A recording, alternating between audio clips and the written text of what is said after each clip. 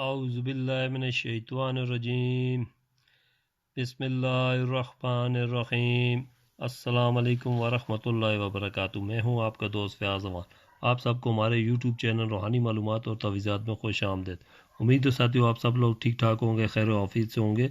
आज की वीडियो में मैं आपके लिए बहुत ही ज़बरदस्त अमल लेके हूँ। ये उन बहन भाइयों के लिए जिनको यरकान की तकलीफ़ वगैरह होती है, यरकान का मर्ज़ जिन्हें लगा हुआ है, ये उनके लिए बहुत ही ज़बरदस्त अमल है।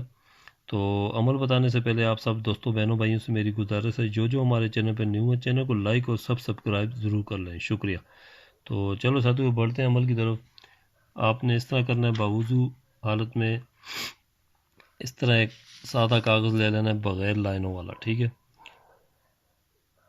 और नक्श मैंने तैयार करके रख दिया, मैं आपको समझा देता हूँ। ये है नक्श, ये उन मरीज़ों के लिए जो यरकान के मरीज़ हैं, ठीक है, जिनकी इस मर्ज़ से जान नहीं छूटती। ये उनके लिए बहुत ही ज़बरदस्त तोहफ़ा है। ऐसा ज़ोर असर नक्श है, आप इसे इस्तेमाल करें, इंशाअल्लाह आपको यरकान की मूज़ी मर्ज़ से निजात हासिल हो जाएगी। तो बावजू हो के इस नक्श को लिखना है, अकेले बैठ के लिखना है, ठीक है। और लिखने का टाइम इसका सुबह फजर की नमाज के बाद का रहेगा।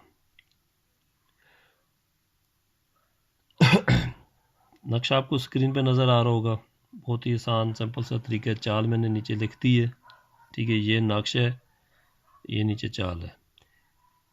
चाल इस तरह रहेगी, यहाँ पे एक लिखा हुआ है, चाल के मुताबिक आपने यहाँ पे एक लिख देना है। यहाँ पे देखना है दो कहाँ पे लिखा हुआ है, यहाँ पे लिखा हुआ है, ठीक है। फिर आपने ये दो लिख देना है इस खाने में, ठीक है। ये तीन लिखा हुआ है, ये आपने तीन लिख देना है। उसके बाद आप देखेंगे यहाँ पे नीचे कोने में चार लिखा हुआ है, फिर यहाँ पे आपने ऐसे ये चार लिख देना है, ठीक है।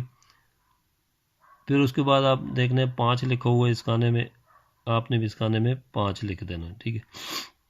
इसी तरह आप देखते जाएं, ये छः लिखा हुआ है, फिर आपने इस खाने में ऊपर छः लिख देना है।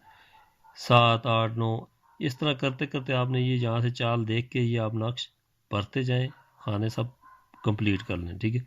खाने कंप्लीट करने के बाद आपने इस नक्श को जब तैयार कर लें, फिर इसको पानी में भिगो के रख दें, ठीक है।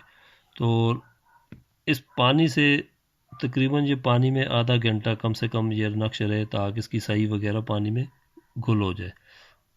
तो आपने यरकान वाले मरीज़ का मुंह धुला देना है इस नक्श वाले पानी से, और जो नक्श है इसको आप निचोड़ के किसी क्यारी वगैरह में पाक मिट्टी में दफन कर दें।